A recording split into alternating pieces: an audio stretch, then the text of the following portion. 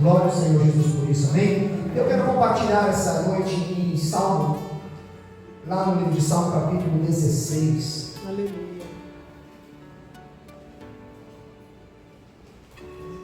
Salmo capítulo 16, verso 1 em diante.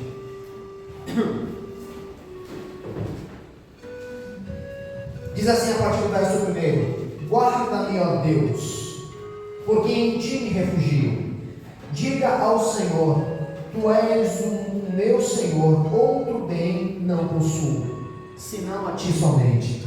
Quanto aos santos que há na terra, são eles os notáveis, nos quais tenho todo o meu prazer.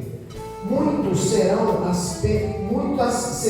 as penas dos que trocam o Senhor por outros deuses. Não oferecerei as suas libações de sangue, e os meus lábios não pronunciarão o seu nome dos deuses. O Senhor é a porção da minha herança, é o meu cálice. Tu és o arrimo da minha sorte. Cai-me as divisas em lugares amenos, é muito linda a minha herança. Bendito o Senhor que me aconselha, pois até durante a noite o meu coração me ensina.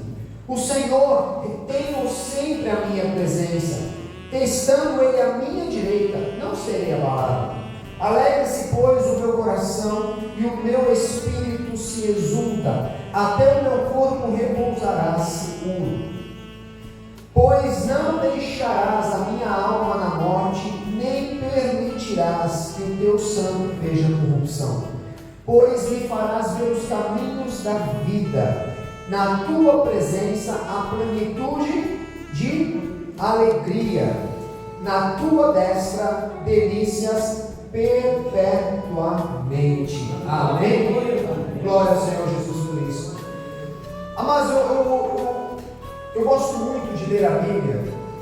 Eu preciso até retomar essa prática, de ler de forma de primeira página para a última página. Já li algumas vezes a Bíblia inteira. E quando eu começo em Gênesis, eu amo assim, retomar lá no início.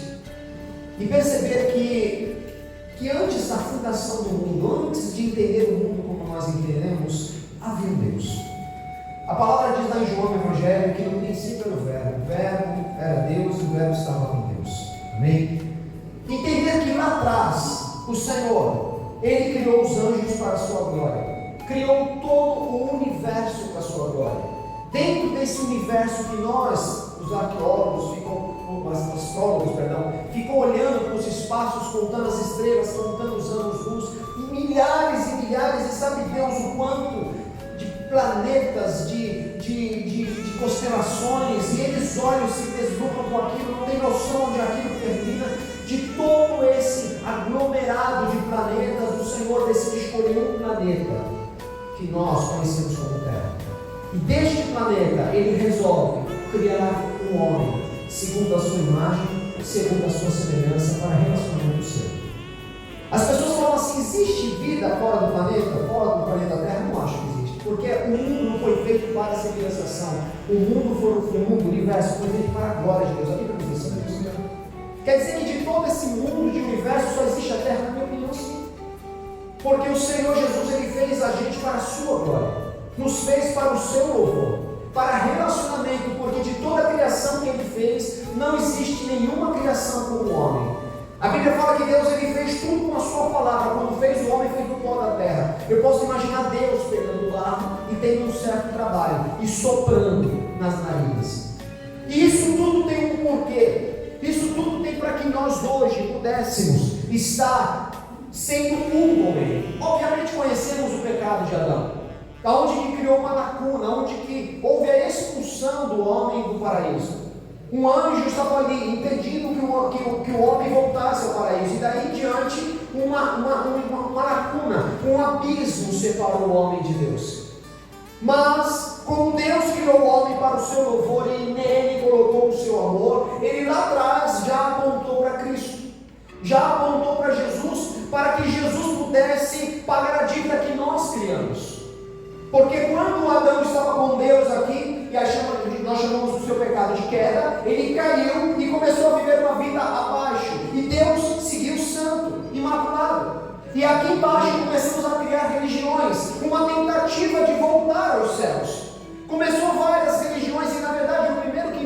a religião foi Adão. Adão inventou a religião de que maneira? Porque quando Adão pecou e ele ouviu a voz do Senhor na viração do dia, ele faz o quê? Ele se esconde. E por que se esconde? Por duas coisas. Primeiro, teve medo. E segundo, para se preparar para voltar a falar com Deus. Então ele teve medo, se esconde, porque o medo dele era ocasionado pelo seu pecado, pela sua desobediência. Então agora ele fala: não posso me apresentar a Deus assim. Eu não posso apresentar-me diante dele, não. Pegou umas folhas, fez uma roupa qualquer e ele diz: agora eu estou o mínimo apresentável, e volta para Deus. E o que Deus fez? O que aquela roupa de folha representava? Nada. A Bíblia fala que o Senhor matou um animal e com a pele do animal cobriu a nudez do homem. Eu quero te dizer que a religião consiste de você melhorar a sua vida para se aproximar de Deus. A religião te ensina que você não pode chegar diante de Deus de qualquer maneira. E esse é o pensamento nosso. A gente não quer orar porque não estamos bem. Nós não queremos louvar a Deus porque eu não estou me sentindo bem. Eu não quero ir para a igreja porque eu pequei. E nós precisamos nos vestir para poder vir à casa do Senhor, ou menos orar em casa. Ai, não vou fazer nada hoje porque eu estou bem. Ai, Deus, desculpa, não consigo orar. Eu quero te dizer de que justamente esse pensamento corrosivo que faz a gente achar que precisamos nos melhorar nós mesmos sem Ele, sem o Senhor Jesus. Pensa que o Senhor falou para Abraão: anda na minha presença e ser perfeito. Não é ser perfeito para andar na minha presença. Você está entendendo? Não é ser perfeito para andar com Deus. É andar com Deus para ser perfeito.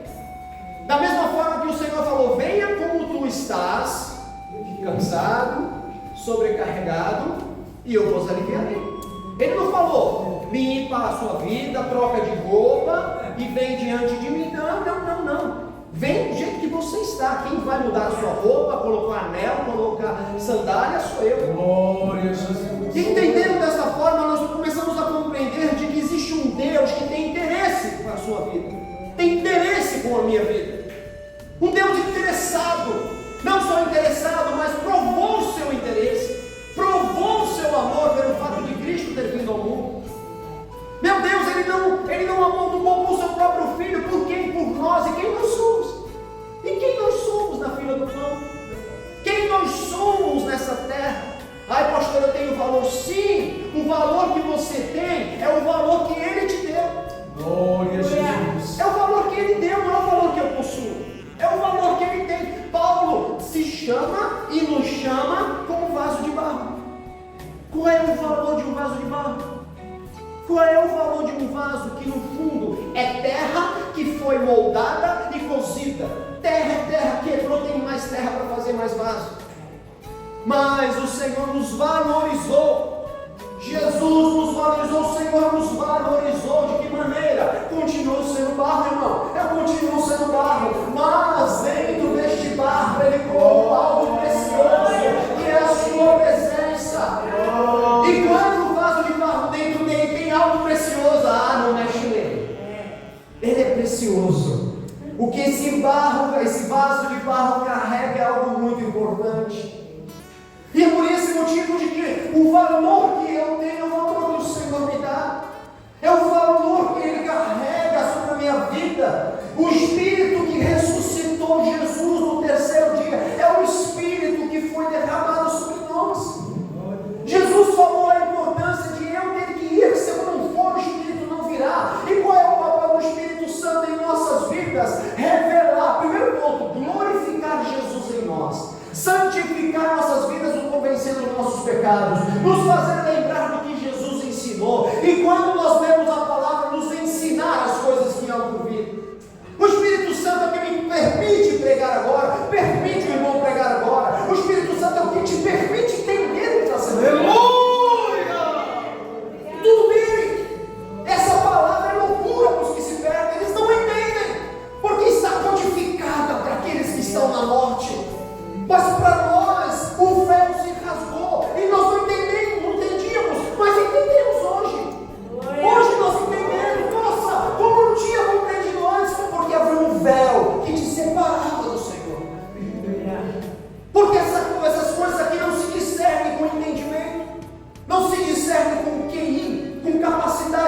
compreensão. São coisas espirituais que de formas espirituais são discernidas. Aleluia! Comparando coisas espirituais com espirituais.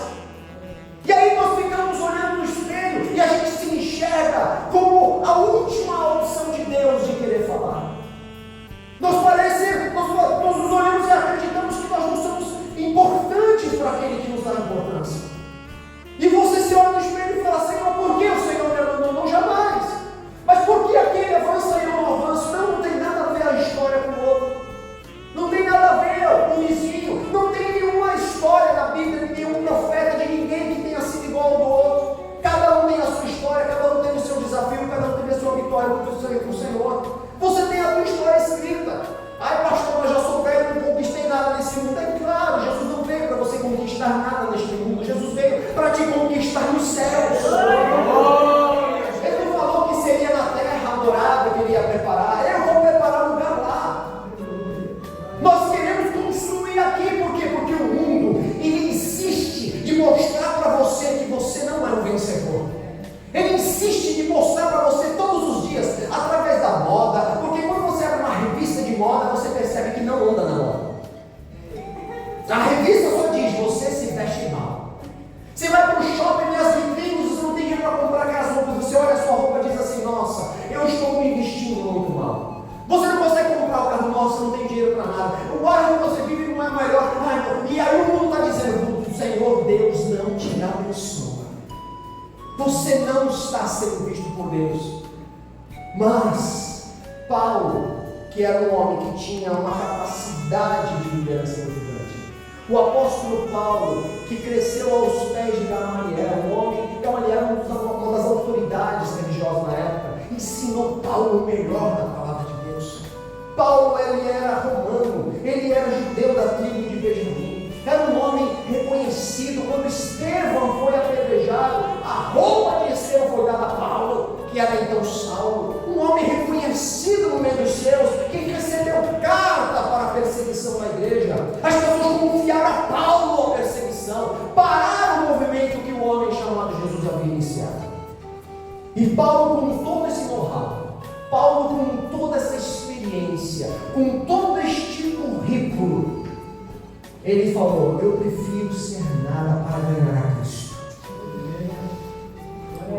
E ele diz uma declaração maravilhosa: eu sou pobre, mas eu estou enriquecendo a muitos. Eu estou enriquecendo a muitos. Aí olhe para a sua vida. Você, quando anda pela vida e vê uma pessoa com muito dinheiro, você já orou por algum rico? Quem já orou por rico? E aí? E por que você orou pelo rico? O que você tem que ele não tem? O que você tem que o dinheiro dele não comprou?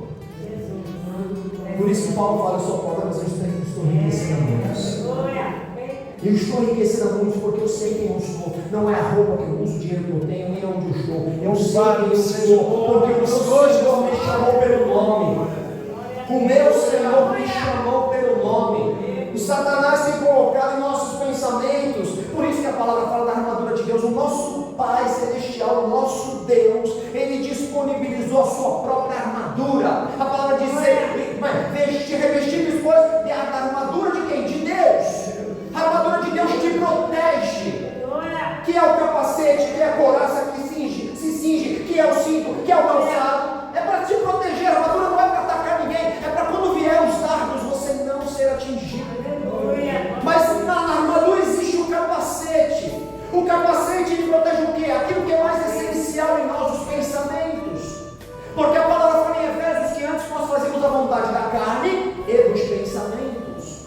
Os pensamentos definem as suas vontades, definem o que você quer e definem para onde você vai. Quem pensa errado, age errado. Quem pensa com arrogância vai cometer muitos erros. Mas quando você traz do alto as coisas do Senhor e ocupa teus pensamentos, então o teu caminho começa a ser um caminho excelente. Por isso que tem a armadura, na armadura existe o capacete de quê? Da salvação, para que a tua mente seja salva de todo pensamento que queira tirar a identidade de Cristo de você.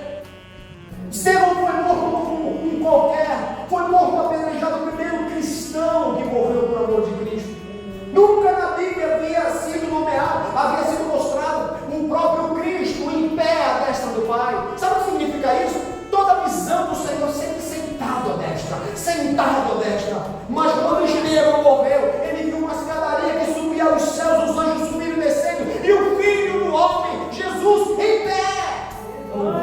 O dinheiro não compra isso. Sabe, o mundo não pode oferecer isso. Não pode. Por esse motivo que a igreja primitiva em Atos vendiam as suas propriedades. Eles vendiam e não pensavam duas vezes para que não houvesse necessidade no meio do povo. Sabe por quê? Porque eles acreditavam que Jesus ia voltar rápido. Isso foi se perdendo ao longo da igreja. Hoje nós estamos vivendo praticamente das 7 igrejas da Ásia, lá em Apocalipse, nós estamos vivendo a igreja de Laodiceia. Eu estou rico e enriquecendo e de nada tenho falta. E o Senhor fala: tu não sabes que é pobre, cego, nu, miserável. Aconselho que de mim compre ouro refinado no fogo e vestes para que se vista, porque a riqueza do mundo não pode cobrir a tua nudez, a riqueza do mundo não pode te tornar rico. E aí a palavra nos ensina por que você corre atrás daquilo que nos satisfaz. Por que você corre atrás daquilo que não enche a sua alma? Hoje eu conversei com algumas pessoas amigas e elas disseram, pessoas que se desviaram, fizeram tudo que o seu coração desejava. E sabe qual é a conclusão delas? Eu era escravo dos meus desejos. Eu não cheguei a lugar nenhum. E eu quero voltar para Jesus. Porque eu tenho que seguir o mesmo caminho, fazer a minha vontade, servir os meus desejos para chegar à mesma conclusão. A palavra já me ensina de que esses caminhos são caminhos bons aos olhos, mas no final é morte. Se no final é morte, então é retorno. Uma coisa eu gostaria, de verdade, eu gostaria de poder fazer a minha vontade. Eu gostaria de fazer a minha vontade, tudo que eu quero, mas ter os resultados de Deus. Eu gostaria que fosse assim, eu faço o que eu quero e os resultados que vêm de Deus. O problema é que quando eu faço o que eu quero, os resultados são meus. E eu não gosto. Eu não gosto. São os piores. Quando eu faço a vontade de Deus, às vezes vai contra a minha.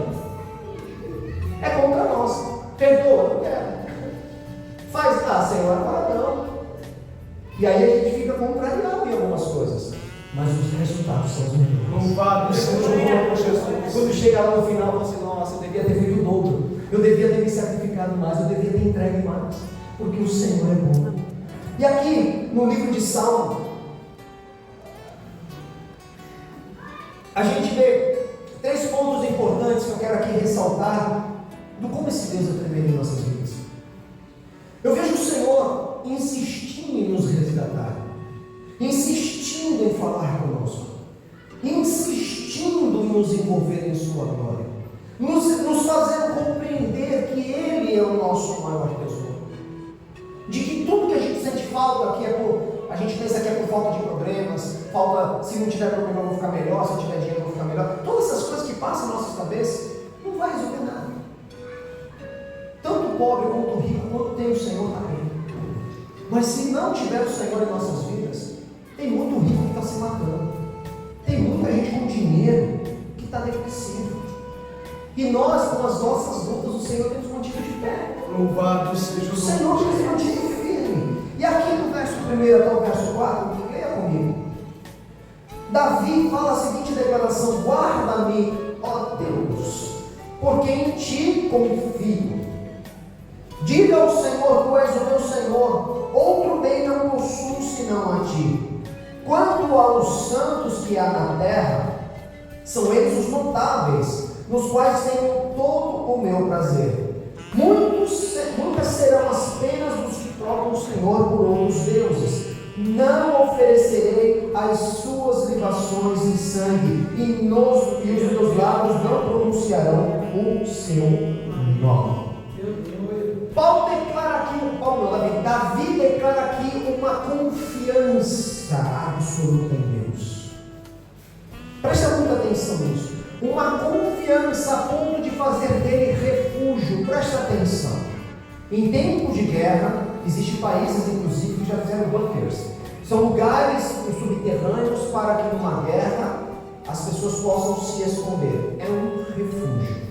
Em qualquer tempo de catástrofe natural, existe os ginásios, as igrejas que abrem suas portas para que as famílias atingidas pela adversidade possam se refugiar. Países em guerra, eles atravessam fronteiras a países mais próximos para se tornar refugiados. São aqueles que com seus filhos, esposas, os seus idosos, eles saem do ambiente de guerra o país o recebe como aquele que veio para se refugiar. São refugiados. Quando nós entendemos quem o Senhor é em nossas vidas, preste muita atenção, você jamais se prostrará diante de outro Deus, quando você souber quem é o teu Deus. Glória a Jesus. Nós nos humilhamos aos amigos, nos humilhamos ao banco, nos humilhamos a quem pode nos ajudar de alguma forma, e essa humilhação para nós parece que tem algum mérito, que vamos alcançar algo, e às vezes a humilhação é dobrada, porque você se humilha para pedir e é humilhado quando não vão te ajudar.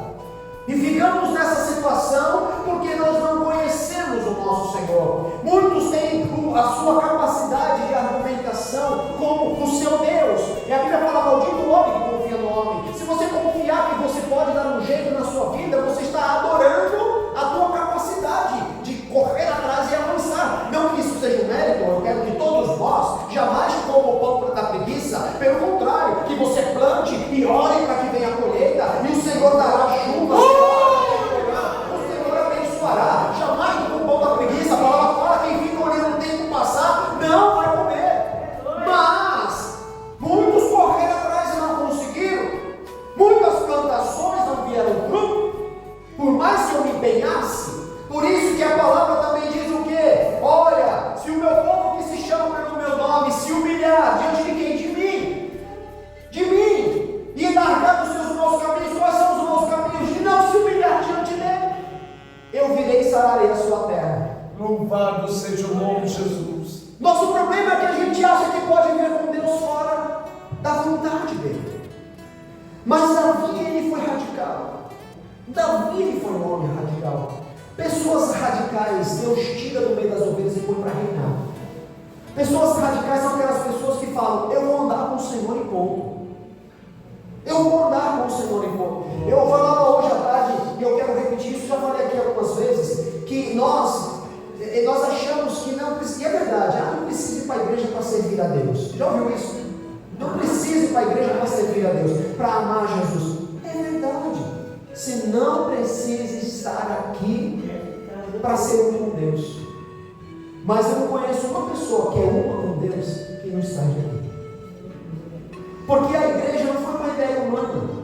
A igreja surgiu, sabe como? Na sinagoga. Jesus não ia para as sinagogas ensinar. Era exatamente como nós estamos hoje. Um monte de banco, as pessoas sentadas e Jesus aqui ensinando. Exatamente como nós estamos agora. Porque é um lugar de aprendizado.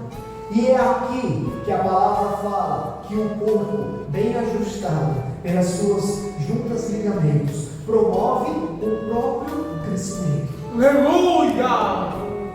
A sua vida abençoa a vida de alguém. A vida de alguém abençoa a sua vida. Louvado seja o Deus. Ai, pastor, mas a igreja é difícil. Porque ninguém é perfeito. Ninguém é perfeito. O que nos une é que nós buscamos a perfeição. Isso é o que nos faz um. Por isso que nós perdoamos e somos perdoados. Por isso que nós amamos e somos amados. É por isso que quando erramos, corrigimos e melhoramos. E o Senhor vai afiando a faca, ferro com ferro se afia. Eu acho tão maravilhoso isso que Jesus andou por 12, não era fácil. Um reclinava o peito na cabeça de Jesus e o outro ficava de longe reclamando. E um traiu. E eu acho mais tremendo que Jesus confiou a Judas as finanças que ele recebia de oferta. Olha que loucura! Então Jesus deu chance a todos nós. Um é Pedro aqui, outro é Mateus, o outro é Judas, não sei. Eu só sei que Jesus nos chamou todos para andar junto. E Davi, ele foi radical. Ele falou: guarda-me, Senhor, porque em ti me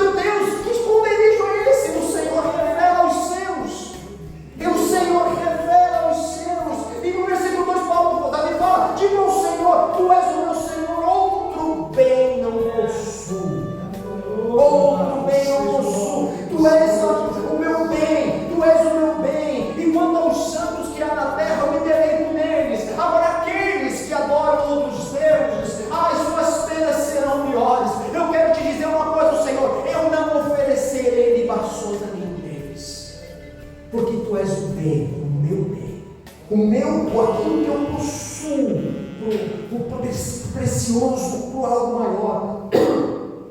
Entenda, meu querido, que você não pode ter experiências com Deus de forma teórica. Eu conheci um jovem que ele estava numa clínica de recuperação e ele estava atravessando um processo de abstinência por conta das drogas, e ele ficava alucinado, ele queria pular o muro, queria fazer, mas ao mesmo tempo ele não queria seguir a sua vontade. E quando ele foi falar com o seu líder que ele estava agoniado, ele estava querendo a droga, o seu corpo estava pedindo, o líder falou para ele assim: vai para o teu quarto e ore. Entra no teu quarto, mas é uma oração, vai. E ele foi tão desesperado que ele fechou a porta e se jogou no chão assim, ó, com a cara no chão, e começou a chorar. E começou a orar: Senhor, me ajuda, eu não quero, Senhor, me ajuda, me ajuda, me ajuda. E ele levantou sem nenhuma sequela de abstinência. Louvado Senhor. Ele levantou sem nenhuma dependência de Deus. Saiu calmo, saiu tranquilo e foi falar com o seu líder. O Senhor me libertou. E ele falou assim: todas as vezes que vier a luta, todas as vezes que vier a vontade do erro, se prostre e como se agarrasse o chão, dizendo: Senhor, não saia daqui, até que o Senhor me ajude. Por isso que a palavra diz: guarda-me, ó Deus, guarda-me, ó Deus, porque em ti me refugio. Faça isso, meu irmão. Não existe teoria. Sabe quando é que você vai sentir isso? Quando você fizer isso. Quando você voltar para a tua casa e na tua luta você morrer para o teu quarto.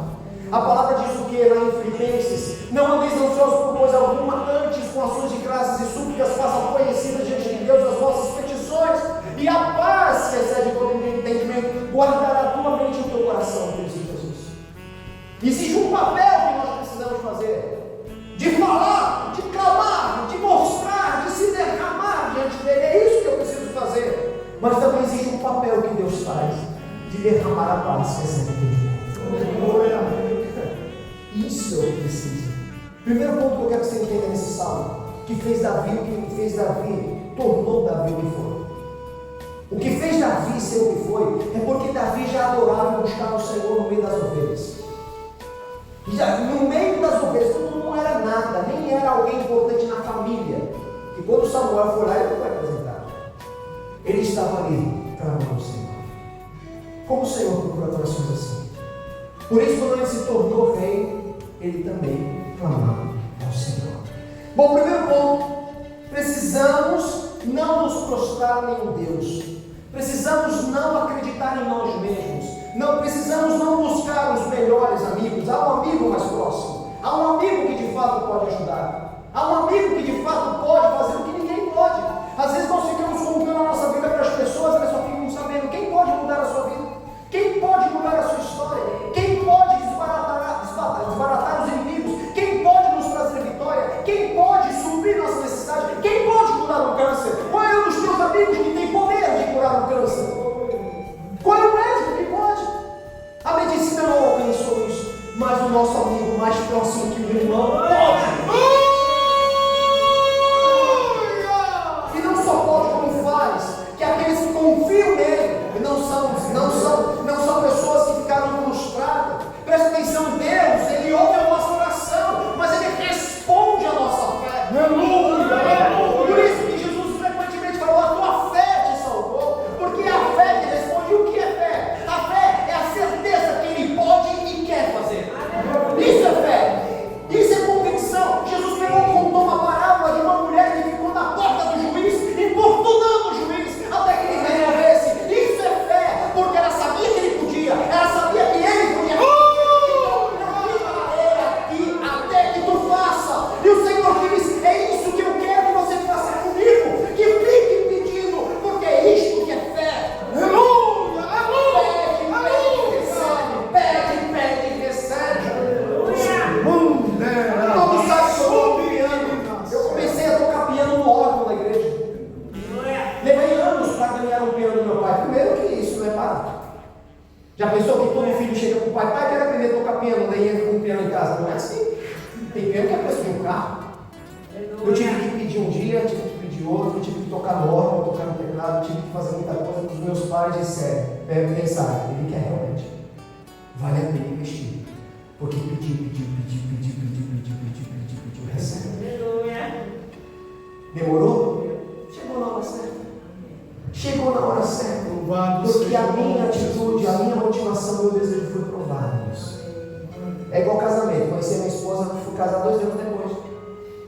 Não foi um fogo de palha, foi tempo de luta, tempo de conhecimento e tempo de saber que é isso que eu quero. E já passaram 20 anos. Glória a Deus, vou passar mais 30 anos. Confia no Senhor. Confia. Confia no Senhor. Faça de forma radical. Não existe meio termo. Ah, pastor, você não conhece a minha luta, então você não conhece o meu Deus. Ah, pastor, mas será que Deus vai fazer? Não, você também não conhece o meu Deus. Deus não só pode, como Ele te trouxe aqui para que você saiba, Ele também quer. Porque nisso o nome dele será glorificado na sua vida. Porque quando as coisas acontecerem, você vai chegar e falar assim: foi Jesus que fez na minha vida. E o mundo saberá que Ele é Deus. A partir do verso 5 até o verso 8 diz o seguinte: o Senhor é a porção da minha herança e o meu cálice, tu és o arrimo da minha sorte. Caem-lhe as divisas em lugares amenos, é muito linda a minha herança. Bendito o Senhor que me aconselha até durante a noite. O meu coração me ensina. O Senhor tem sempre a minha presença, estando Ele à minha direita, não serei abalado. Não serei abalado.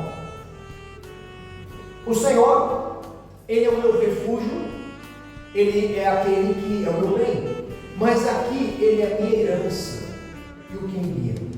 Preste atenção nisso. É lógico que nós queremos trabalhar e ter uma vida regalada. Preste atenção. Eu não quero que você pense que eu estou pregando contra a prosperidade na sua vida, que se você tem orado por uma condição melhor, o Senhor vai dar, amém. Isso é bênção. Mas eu não quero que você entenda que a tua alegria e o teu sucesso dependem disso. A tua alegria depende do que você é hoje. Quem é feliz pelo que tem agora, será grato a Deus pelo que virá. Se o que vai vir, o que você espera não vir do jeito que você pensa, você será uma pessoa frustrada. Mas quando eu sei que o Senhor hoje, e posso afirmar isso, eu acho que ninguém aqui está diferente disso. Ninguém aqui está passando fome, tá? Ninguém aqui está dormindo ao relento, tá? Ninguém aqui está andando no mundo, tá? Então o Senhor tem sido fiel. Porque o Senhor tem dado o que precisamos. Nós sofremos mais por ansiedade do que por necessidade. Nosso sofrimento é só por ansiedade. Eu quero, mas temos tudo. Imagina um povo no deserto que tinha que todos os dias pela manhã pegar o maná para comer. E quem guardava para o dia seguinte, o maná apodrecia, ficava cheio de bicho. Sabe o que é interessante? É que se dependesse de nós, a gente pegava o maná para a semana inteira e você não saía nem para ver o sol. Nós ficaríamos frouxos, olhando ao teto da tenda. E o Senhor não, você vai sair. Você vai sair, você vai se arrumar, lavar o teu rosto, vai pegar o maná da tua família. Você vai fazer. Você vai respirar o ar da manhã e vai ver a minha graça todos os dias. Aí o dia de sábado era o dia que era o dia do descanso. Aí o Senhor falava assim: sexta-feira, pegue para o sábado, pegue dobrado. Porque no sábado não vai ter maná, porque é o dia do descanso. Então você não sai da tenda. E os que saíam para ver o maná não tinha maná, tinha que pegar sexta-feira dobrada, porque de sexta para sábado o maná não estragava. Aí você comia sexta, comia sábado, domingo não tinha maná, aí o maná caía de novo. O Senhor é bom. O Senhor tem suprido as nossas vidas. E sabe por que Ele quer que a gente entenda isso? Porque não é o que eu tenho, ou a falta do que eu tenho, que faz com que eu seja alguém que não tenha recebido uma herança. Eu recebi uma herança que é o Senhor. O Senhor é a terra prometida. Ele é o nosso alvo, Ele é o sábado, é Ele o nosso descanso. O Senhor é a chuva que rega a terra. O Senhor é o que guarda. O Senhor é a nossa segurança na entrada, na saída. Ele é o pão que desceu do céu. Ele é a água viva. Ele é a vida, a estrela da manhã. Ele é o sol que expulsa as trevas. Seja o nome de Jesus. Jesus é tudo. Se tirar Jesus da Bíblia, não tem nada, não tem uma página. Porque Ele é tudo na palavra, Ele é tudo. Então, se Ele está na minha vida, eu sou rico. Eu já sou herdeiro, aquela coisa pode vir com arma. Perdi o quê? Vai embora, não sabe como. Outro dia eu vi uma história também de uma pessoa que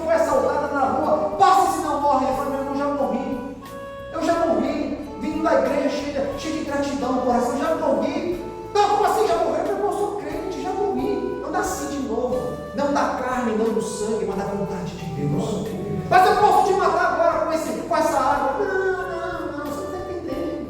Eu nasci da vontade de Deus. Se Deus quiser que eu morra por esse negocinho na tua mão, eu vou morrer agora. Mas se não quiser, meu irmão, você pode puxar o teu dedo quantas vezes que nada acontece. Você é louco. Eu sou louco, não sei se eu sou louco, mas Jesus é bom. Poderoso na batalha.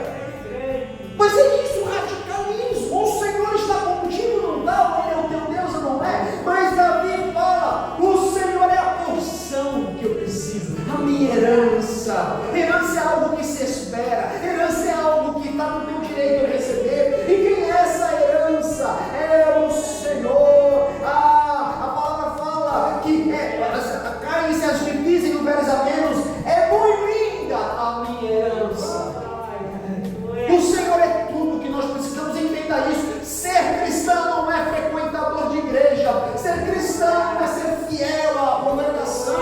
Ser cristão é dizer: eu já sou rico, eu já tenho tudo que eu preciso, eu já tenho tudo que eu necessito. Aí você pode ter certeza que o Senhor preparará mais para você. Louvado seja o Porque nome. quem é fiel no pouco, o Senhor também sabe que será fiel no muito. Aleluia! Nosso problema é que o pouco nos atormenta. E quem fica atormentado no pouco não é capaz de lidar com o muito. Porque o muito também traz tormento. Jó tinha muitos amigos quando tinha dinheiro. Quando acabou o dinheiro, não teve amigo mais. O filho pródigo, quando saiu com o dinheiro, estava fazendo festa. Acabou o dinheiro, não queriam nem dar a comida dos porcos. Mas quando nós temos o Senhor como a nossa Poderoso. Deus dando, Deus tirando, nós sempre diremos: bendito seja o nome do Senhor. Bendito seja o nome do Senhor.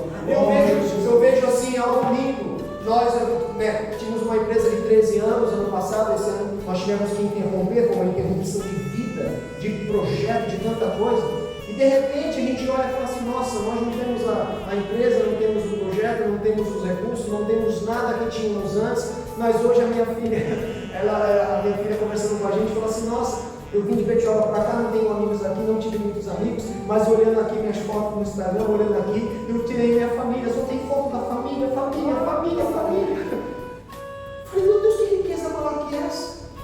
Que riqueza maior de você poder estar com a sua esposa, suas filhas, elas tirando foto, marcando e criando memórias com você. Qual é o dinheiro que proporciona isso? Qual é o valor financeiro que traz isso? Eu não tenho o que tinha, mas o Senhor preservou o que é mais importante, Ele na minha vida e o que Ele me deu como obra. Louvado seja o Meu nome. irmão, minha irmã, o Senhor, Ele é a nossa herança. Ele diz: o Senhor, eu tenho sempre a minha presença, estando Ele à minha direita, eu não serei abalado. Não serei abalado, não deixará minha alma na morte. Aí não vai o teste, vamos dar nossa hora. Mas o Senhor não te deixará abalado. Primeiro, porque Ele é fiel. Nós não somos, mas Ele é. Então entenda, meu irmão, faça dele refúgio. Na hora da tua luta, vai gritar no quarto. Faça primeiro uma oração. Quando for sair de casa, nós não sabemos como vai ser amanhã, na segunda-feira. Você sabe como é que vai ser amanhã? Se vai ser bom ou não? Não sei. Quem sabe Ele?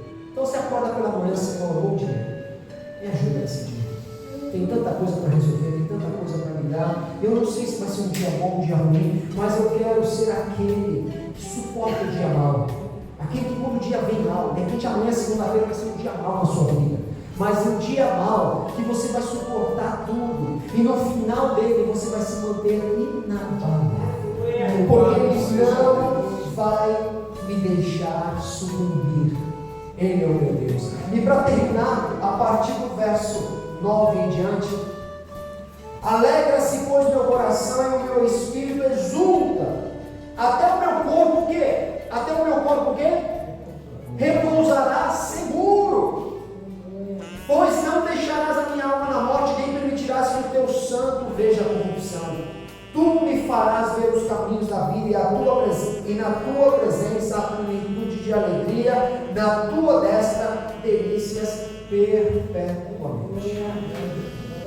Preste atenção numa coisa, meu irmão e minha irmã. Quem aqui vai durar mais tempo do que acha comigo?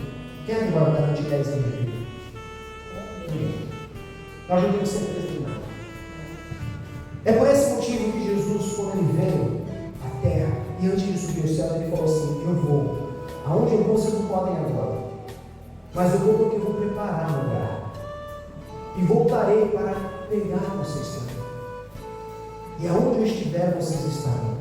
Aqui o salmista está falando algo muito interessante. Não deixará a minha alma na morte, não permitirás que o teu santo veja a corrupção. Tu me farás ver o caminho da vida. Quando fala do teu santo ver corrupção e não deixará minha alma na morte, está falando sobre a vida eterna. Aqui está falando de Jesus.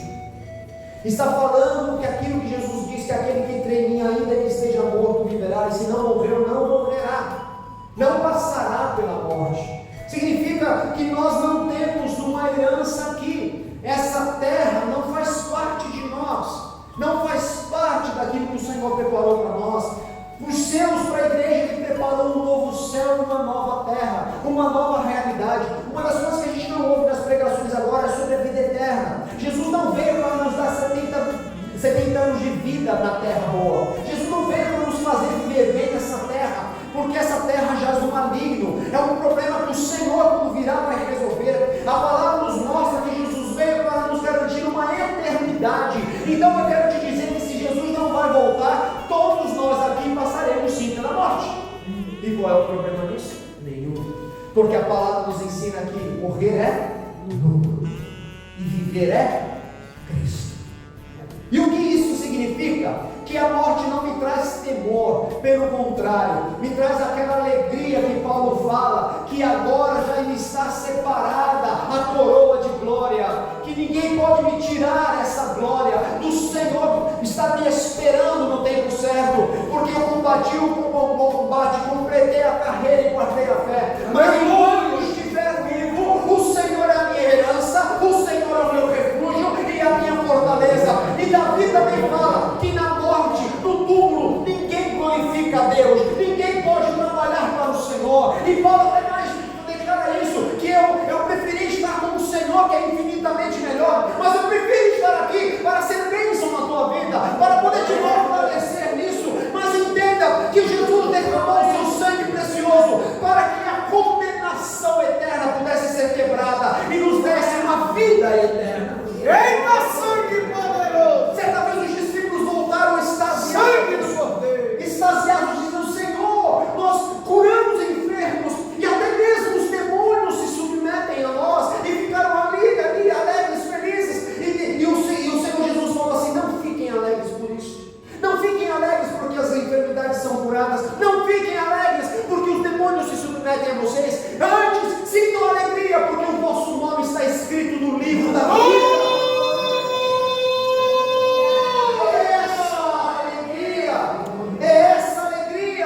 Colocou em nossas vidas. É por isso que lá a Bíblia termina em Apocalipse com a declaração de João dizendo: Maranata, ó vem, Senhor Jesus, que venha logo, que venha logo. E o Senhor prometeu que Ele virá e não tardará, e a trombeta tocará, e todo olho verá, e a sua igreja se glória, porque não permitirá que a nossa alma fique na morte. Não permitirá. Enquanto estiver vivo, Ele é meu refúgio e fortaleza. Enquanto estiver vivo, Ele é minha herança. Enquanto estiver vivo, não me prostrarei a ninguém. Não vou pedir nada para ninguém, porque há quem me dê. Ai, aquele que supra a minha necessidade, o meu Senhor. Eu não vou oferecer limitações a Deus algum. E quanto à morte, que é o que o inimigo mais faz, o que um bandido na rua faz? Qual é a ameaça dele? Morte. Você vai morrer, você vai morrer, você vai morrer. E quem já morreu? Paulo fala que nós somos como o cordeiro levado à morte todos os dias. Quer falar de morte? Quer entender sobre morte? Vem para os cultos. Vem para os cultos. Jesus fala: pega a sua cruz e me siga. Cruz é para morte. Quem sabe? A igreja é o que mais prega sobre morte. tem que nascer na natureza de Cristo, a morte de novo. O teu pensamento errado tem que morrer. A morte faz parte de nossas vidas. Todos os dias nós devemos morrer para nós mesmos, para Cristo crescer. Aleluia! Quando alguém fala, não vai morrer, não importa. Nós todos vamos, daqui a 100 anos ninguém estará aqui. Dentro dessa igreja ninguém vai estar aqui daqui a 100 anos. Agora, eu sei que o meu Deus é o Deus da vida e é o Deus da morte. Paulo fala de que seja na vida ou na morte somos do Senhor. Eu imagino que nós temos medo, talvez não da morte, mas de como isso vai acontecer, né? Também não importa. Minha mãe morreu de câncer, não é verdade? Todos sabem aqui, quem conheceu, morreu de câncer. Mas o estado clínico das pessoas que tiveram o câncer que ela teve, passam a vida, ao final dela, nos últimos tempos, com muita dor, com muito sofrimento. E minha mãe não morreu com muito sofrimento. Glória a Deus. E aqui, quando vinham colocar o soro lá, o medicamento no soro, ela sempre perguntava: o que você está colocando aí? Ah, estou colocando remédio tal, e esse remédio para dor. Pensa, não estou sentindo dor? Não põe esse remédio não. Só não está sentindo dor? Não, nenhuma dor, não põe. Tem certeza, senhor? Tenho certeza. Nunca vi minha mãe reclamar com dor. Sabe por quê? Porque o nosso Deus é Deus. Louvado seja o nosso refúgio e fortaleza. Estou bem presente na tribulação. Quero concluir com um episódio, não sei se minha tia lembra, que a gente foi, eu também tive um problema de saúde, e eu tive pulso na minha coxa, e tinha que fazer um exame que tinha que furar, lembra, tia? A minha tia sempre foi forte, fingia muito bem, era nervosa, né, com um sobrinho, né, os diagnósticos ruins, né, eu era muito menino, 10, 11 anos, então, com tia, com mãe, estava ali sofrendo, mas sempre transmitia segurança. Aí fui fazer um exame em São Paulo, e o exame consistia de furar literalmente a pele, a minha coxa já estava inflamada com o pulso, e se só saísse sangue, não era bolsa de pulso. Se saísse o pulso, era ali que tinha que furar. E eu olhei para ela, estava nervosa assim. O que foi, tia? Não, nada, tentando